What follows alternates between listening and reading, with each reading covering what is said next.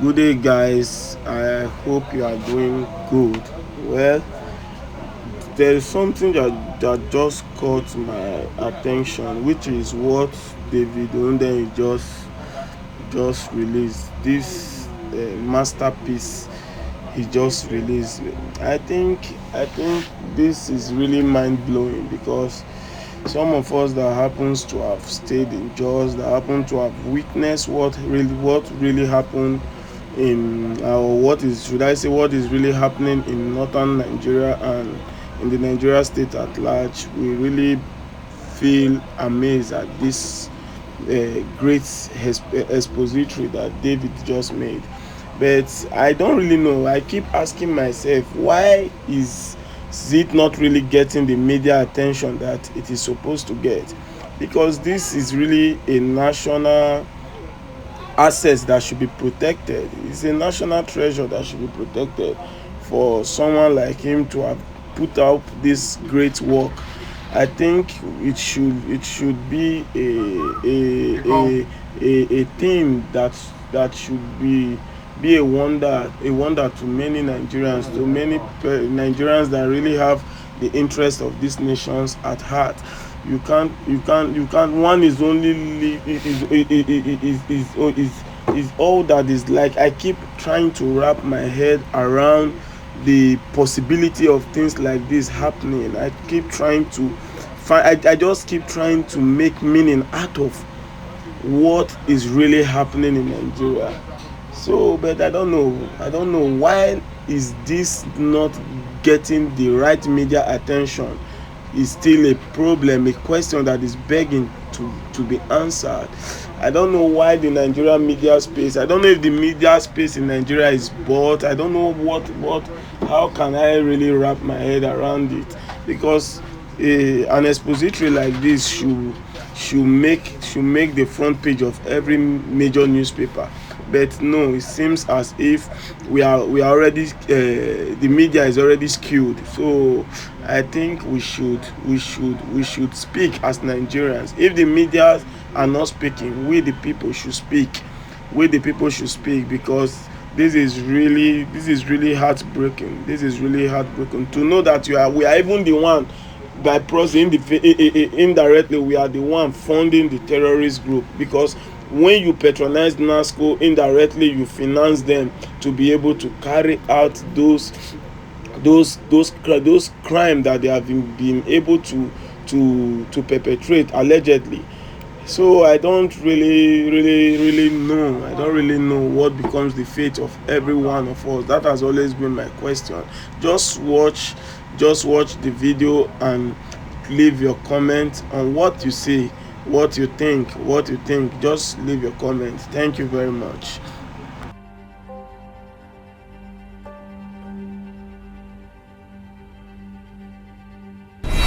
In May 2021, a 96-year-old businessman died in Rome, Italy.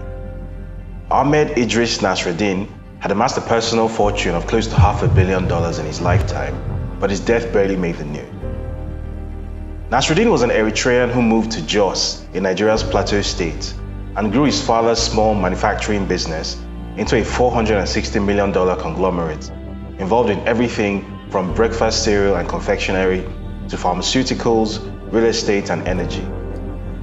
After many years of growth and success, he eventually handed his sprawling business empire over to his son, Atia Nasreddin, and retired at an old, satisfied age. In an official statement released after Nasreddin's death in May, Plateau State Governor Simon Lalong said, "NASCO has over the years remained a major employer of labor in Plateau and continues to contribute to the economic prosperity of the state and Nigeria at large through tax revenue and corporate social responsibility." Well, that was the cover story anyway. In reality, as is so often the case in Nigeria, the gap between the facts and the information released to the public was so wide as to be scarcely believable. What on earth could this shrewd, respectable businessman who looked like he could not hurt a fly have done to put him in a story about the world's deadliest terror organization? Why would the brand he built, which to many Nigerians evokes memories of a beloved childhood breakfast cereal, appear in the same sentence as Boko Haram? To answer these questions, our story begins on another continent in 1955, some 8 years before his father would move to Nigeria and establish Nasco.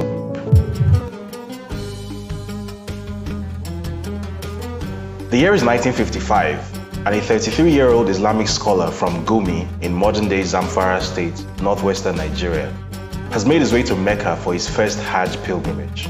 Alongside him is a certain Ahmadu Bello, who is the premier of northern Nigeria.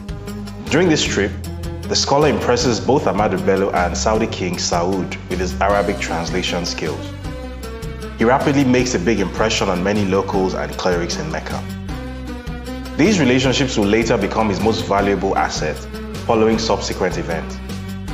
Upon returning to Nigeria, he takes up positions teaching Arabic studies at Islamic schools in Kano and Kaduna.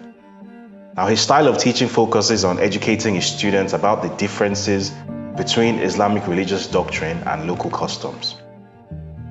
Based on his strict Sunni understanding of the Quran, he teaches his students to adopt a pure Islamic identity at the expense of practices that he considers bid'ah, which can be roughly translated as innovation or corruption.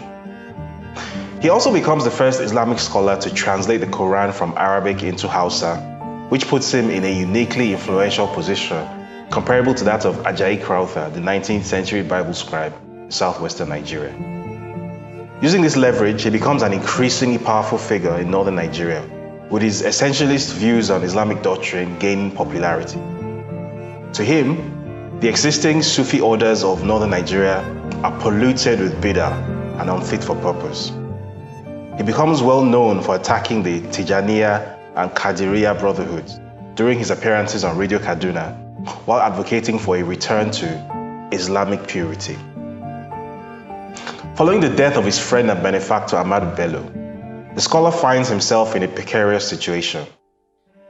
The new Nigerian federal government, led by soldiers, has a motive to crack down on anyone who is outspoken and influential. He may be an intellectual giant in northern Nigeria, but without political and financial backing, he's a giant with feet of clay. His solution is to seek financial and political help from his friends in Mecca. The Saudis, as always, are eager to help. His Saudi backers are keen to use him to espouse the Saudi Arabian state's official interpretation of Islam, which is based on the work of 18th century Islamic scholar Muhammad ibn Abdul Wahhab. This fundamentalist doctrine, often known as Wahhabism, fits very closely with the teachings of our hero in northern Nigeria, and he enthusiastically sets about gathering support for this new Saudi-funded project. In the 2009 book, The Wahhabi Mission and Saudi Arabia, historian David Cummins says, the Saudi-funded Muslim World League also sent missionaries to West Africa, where it funded schools, distributed religious literature, and gave scholarships to attend Saudi religious university. These efforts bore fruit in Nigeria's Muslim northern region, with the creation of a movement, the Izala Society, dedicated to wiping out ritual innovations. Essential texts for members of the Izala Society are Muhammad ibn Abdul Wahhab's Treatise of God's Unity and commentaries by his grandsons. Reaching out to his erstwhile students across Kano and Kaduna over the course of the 1970s, the scholar slowly builds a coalition of strategically aligned individuals that will someday become a very powerful organization in northern Nigeria. In 1978, one of his prominent students, Sheikh Ismaila Idris, takes charge of this increasingly powerful but still somewhat unofficial movement and calls it Jamatu Izalatil Bida wa Ikamatus Sunnah, which translates as Society of Removal of Innovation and Re-establishment of the Sunnah, which is also known as JIBUIS for short. Based in Jos and known colloquially as the Izala movement, this organization would go on to become the most influential Islamic body in Nigeria over the next few decades. Its members will become some of Nigeria's most revered imams and clerics. They will achieve high ranks in the Nigerian Armed Forces. They will even sit on the Federal Executive Council as ministers of state. JIBUIS will come to exert a level of influence over Nigeria's national politics and governance that is unprecedented for a religious body in Nigeria. Soon, it will become almost impossible to achieve power in many parts of northern Nigeria without identifying with the Izala movement. Among other things, the scholar states that Muslims should never accept a non-Muslim as ruler, which can be interpreted as a call or insurrection against the Christian Nigerian president. He's never held to account for this statement, and in any case, he no longer believes that writing books or teaching people about Islam will, on their own, lead to an Islamic renaissance in northern Nigeria, which is what he wants. Now, he's all about partnership and political action. He maintains his membership in northern Nigeria's legacy Islamic group, which is called Jamaatul Nasrul Islam. But he is unmistakably the beating heart of the new Izala movement. To all intents and purposes, this is the birth of modern Salafi Islam in Nigeria. Without firing a single shot or contesting in an election, this Islamic scholar has become one of the most powerful men in northern Nigeria. His name? Abubakar Mahmoud Gumi. Fast forward 33 years. It's Christmas Day in 2011. A bomb suddenly goes off at St. Teresa Catholic Church in Madala. Frankly speaking, I thought the world has ended. Killing 35 people and wounding a further 52. Almost simultaneously, a series of coordinated bomb attacks and shootings takes place at churches in Jos, Gadaka, and Damaturu. An obscure Islamist group calling itself Boko Haram claims responsibility for the attacks. During the trial of the main suspect, Kabir Umar, also known as Kabir Sokoto, 2 years later, a masked witness claims that an Algerian Islamist group provided funding and support worth 40 million naira, which was roughly $250,000 at the time, to carry out the attacks. To the general public, it is unclear what the link is between Islamists in northern Nigeria and well-funded terror groups in North Africa. To those in the know, however, the incidents of December 25, 2011 are not only expected, but are likely to intensify and become more regular. This is because while the Nigerian public up to this point has been fed with what amounts to a tiny percentage of the actual story behind Boko Haram, this group has in fact been incubated at the highest levels of the theological, economic, and social establishment in northern Nigeria.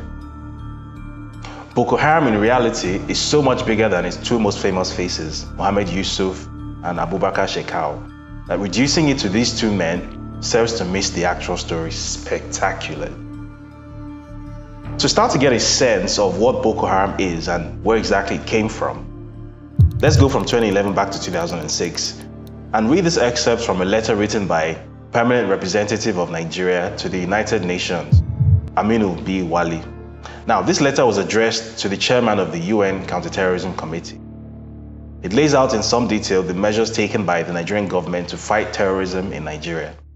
I'll take special notes of the names mentioned in bold.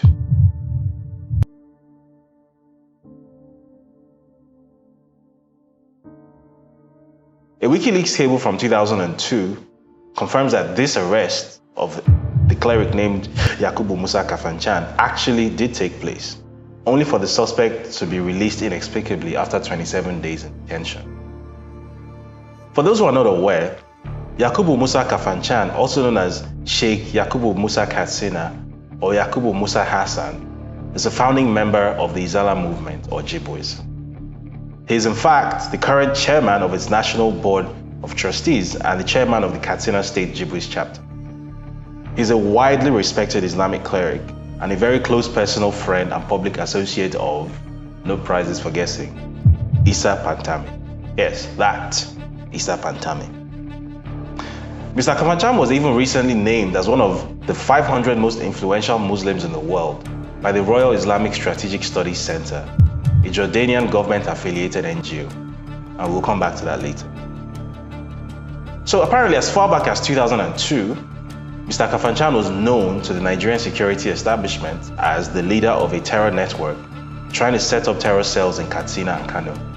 And you should keep that in mind because this information will become even more important as this documentary progresses. Now, according to this official Nigerian government communication to the UN Counterterrorism Committee, this real-life terror cell organizer was known to have affiliations with a certain group called GSPC, which previously tried to carry out terror attacks in Nigeria, and he was even arrested for it in 2002, which was 7 whole years before anyone in the world outside of northern Nigeria ever heard of something called Boko Haram. Yet in 2021, he's not only a free man, but he's a powerful free man. with access to federal ministers, state governors, and even Nigerian President Muhammadu Buhari himself. That brings us to the GSPC, which was referenced in the UN letter. So what is the GSPC? GSPC stands for Groupe Salafiste pour la Prédication et le Combat, which means Salafist Group for Preaching and Combat. Basically, it's a legal Salafi terror organization based in Algeria, which is affiliated with Al-Qaeda and the Taliban.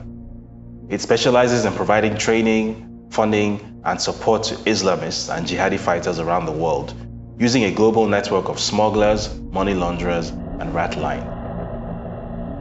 This brings us to the second name in the above letter. Alhaji Shahru Haruna, in the Nigerian government's own words, was a GSPC agent who funded the activities of people like Kabir Sokoto by laundering proceeds from smuggled goods. He too was arrested and held on terror financing charges. And somehow he too is not only a free man today, but also a powerful one in his own right. You probably won't be surprised to find out that Alhaji Shahru Haruna is also a ranking member of the Izala movement. Now, according to these posts, which I dug up from Facebook accounts linked to the Kano State Izala movement chapter, Shahru Haruna is the deputy president of the Kano State chapter of Jibwis. Like Yakubu Kafanchan, this indicted terror funder not only retains his position in Nigeria's most influential Muslim body, but is also a respected Islamic preacher with access to the who's who of Nigerian politics and governance. Even more interestingly, when I did some digging into Mr. Haruna, I discovered something potentially even more alarming. Now, it will be recalled that in September 2021, CBN Governor Godwin Emefiele claimed that a significant portion of dollars bought by Bureau de Change operators in Nigeria goes into the illegal importation of arms.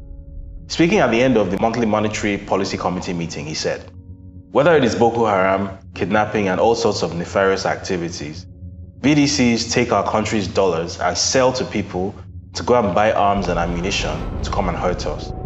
That's what people want us to continue to do. We cannot do that any longer. We can't. If you have any legal, legitimate business you want to conduct, please take your business to a bank. They will sell you for it." A search of Nigeria's Corporate Affairs Commission database for the name Shahru Haruna turned up a plethora of companies registered under the Dandima name, including a Bureau de Change. Now, for reference, this man, Shahru Haruna, who was identified by the Nigerian government itself as a security threat for funding terror via money laundering, was somehow allowed to own and operate a Bureau de Change, which, according to the CBN governor, could well have been funding terror via money laundering. A CBN circular from October 2020 confirms that, at least as recently as 2020, Shahru Haruna was allowed to run a Bureau de Change in Nigeria, potentially giving him access to the very funding and laundering infrastructure that he should not have been given access to under any circumstance. Now, a glance at the other Dandima business entities on the CAC database shows that even the email address used to register them belongs to this Bureau de Change, which says everything about how central it is to Shahru Haruna and his business interests. And in case you're wondering if this picture can get any worse, the answer is yes, it can, and it will. Take note of the name circled in red. Zahraddin Shahru Haruna is Shahru Haruna's son. So it is no surprise for him to show up as a director on his father's Bureau de Change registration document. There's just one problem. Remember the CBN governor saying that BDCs facilitate terror financing? Well, just a month before he made those comments, the CBN sent out a circular with the names of 18 companies and an individual whose bank accounts were to be frozen with a PND, which means post no debit, mandate. Very unusually, no reason was given for the instruction, and also unusually, there was an account belonging to an individual on the list, which was otherwise made up of just corporate accounts. And what was this individual's name? Yes, that guy.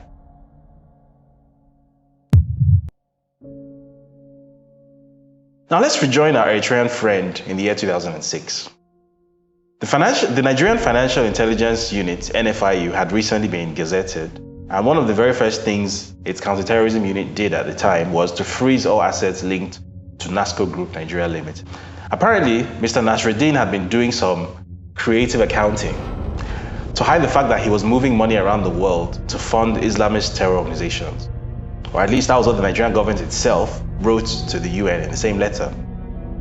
A WikiLeaks cable from 2002 hinted at American hesitancy on the subject of freezing Nasco's Nigerian assets due to the economic implications for Plateau State and political implications in Nigeria. The real proof of Nasruddin's double life, however, came from the US Treasury Department, which published a comprehensive account of how he laundered and moved money around the world for terror organizations. Want to hear the real kicker?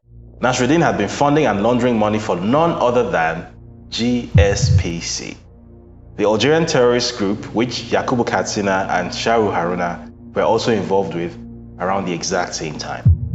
The Nigerian jihadis being trained in Algerian camps in 2002 would later return to Nigeria and make up the core of what would later come to be known as Boko Haram. And, what a coincidence, it just so happened that Nasco was also based in Jos, which so happens to be the headquarters of the Izala movement, from where it conducted its many North African dalliance.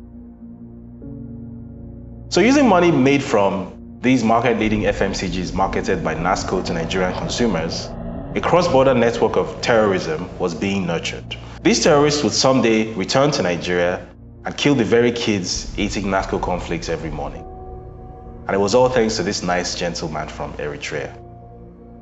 The thing about Ahmed Idris Nasruddin, however, is that he was a rich man. And like all rich men, he had a way around problems that would have grounded other people. Now in 2005, Lisa Myers and Aram Ruston of the NBC News Investigative Unit discovered that despite his designation as a terror financer in the US, Nasruddin's Nigerian business empire and his Italian hotel were still operating as normal. Quoted in the story, Victor Comras, a former terror finance expert at the US State Department, said, "This isn't a loophole. This is failure to implement the sanctions appropriately. He's been involved in terrorist financing. Let's put him out of business." That would prove easier said than done, because just 2 years later, in 2007, the LA Times published a story indicating that, to all intents and purposes, Nasruddin had cut some kind of a deal with the US government. This deal likely involved asset forfeitures, but it was never made public. Essentially, his name was taken off the list of terror financiers after being indicted for funding terror. Now, this terror that he had funded had found its way into the lives of the very Nigerian consumers that made him wealthy, but he ended up getting off the hook pretty much entirely. So for those who died in the Madala Christmas Day bombings facilitated by the people that he had earlier funded and supported, there would basically be no justice. Nasruddin got to hand over Nasco to his son and lived out the rest of his life in peace and relative comfort, dying at the ripe old age of 96.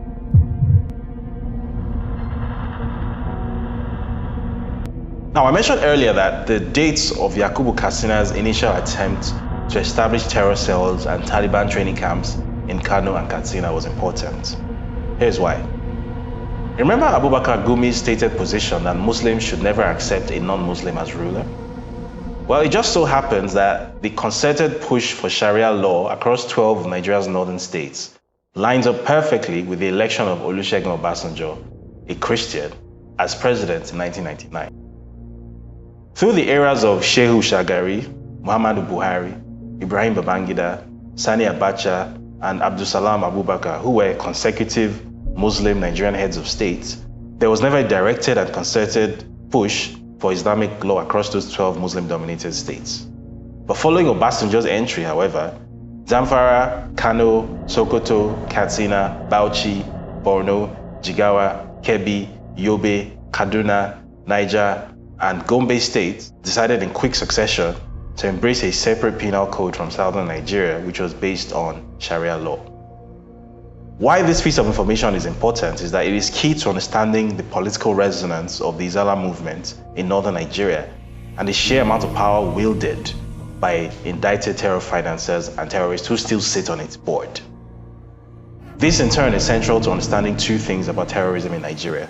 The first thing is that Boko Haram is a logical development growing out of the rise of political Islam in Nigeria, with its roots in Salafism, as popularized by Abubakar Gumi and his ideological heirs. The second thing is that it is impossible to divorce Abubakar Gumi's use of Saudi money and Wahhabi indoctrination in the 1970s from the adoption of Sharia law in northern Nigeria, the rise of violent Salafi hardliners like Abubakar Shekau, and the eventual mass uprising against the Nigerian state that will almost inevitably take place across northern Nigeria. It is also important to understand that while the Boko Haram brand might be an unattractive one, the goals of Boko Haram are by no means unattractive to those who make up the ideological core of the Izala movement, which has now become Nigeria's most influential Muslim body. Sheikh Aminu Daurawa, who famously praised the September 11 attacks in a 2001 sermon with a quote claiming that Allah is a suicide bomber, would later become the inaugural chair of Kano's Hizbah police and also remains a high-ranking Izala movement member. With sympathizers and collaborators up to and including Nigerian President Muhammadu Buhari himself, the Izala sect has no incentive or reason to fundamentally rethink or reform its ideology, which is directly and provably linked to Salafi terrorism in Nigeria. As long as Mr. 00 retains his obvious and unapologetic sympathy for an organization with clear and ongoing links to the enemy he claims to be fighting as Nigeria's president, the Izala movement has no incentive to reinvent itself. There's no way that the Nigerian president is not aware of Yakubu Musa Hassan Katsina's history as a known terrorist. And yet, as recently as 2018, President Buhari was pictured in Aso Rock meeting with Izala movement president Abdullahi Balalau, Yakubu Musa Hassan Katsina himself, Kabiru Gombe, and Ibrahim Jallo Jalingo. It is either I have more access to information about his friends and associates than the Nigerian president does, with all the alphabet soup intelligence agencies at his disposal, or he already knows all of this and he has picked a side. And it doesn't take a genius to work out which one it is. Certainly from the point of view of the Izala movement, this picture taken in 2018 was a statement that while a government led by a Christian may have arrested Yakubu Hassan and his terrorist peers in 2002, 16 years later, Hassan's ideological ally is now in office, standing proudly and solidly next to him, like he stood solidly next to Isa Pantami when his earlier pronouncements came to light. So basically, the Izala movement has won and Nigeria has lost. The only other angle of high-level involvement that has not yet been addressed so far is that of the Jordanian government. Now remember earlier where it was mentioned that Yakubu Katsina was named among the world's 500 most influential Muslims by a Jordanian state-backed NGO. Well, it turns out that the NGO in question, which is the Royal Islamic Strategic Studies Center, is itself affiliated with the Royal Al-Bayt Institute for Islamic Thought. A little poking around revealed that this body published a paper titled Report on the Interreligious Tensions and Crisis in Nigeria in May 2012. Produced by a state-funded NGO in Jordan as far back as 2012, this report referenced alleged income disparity between Nigeria's Christian South and Muslim North, attempting to portray the latter as a victim of involuntary poverty and economic bullying at the hands of the former, without citing any data to support this conclusion. Now, very tellingly, at a time when conversations around violent clashes between nomadic Muslim cattle herders and traditionalist or Christian farmers were not yet present in Nigeria's news cycle, this Jordanian organization with links to Yakubu Hassan, a known Nigerian terrorist, was already recommending grazing grounds as a solution for a problem that did not actually exist yet. So 10 years later, the question is, how do they know?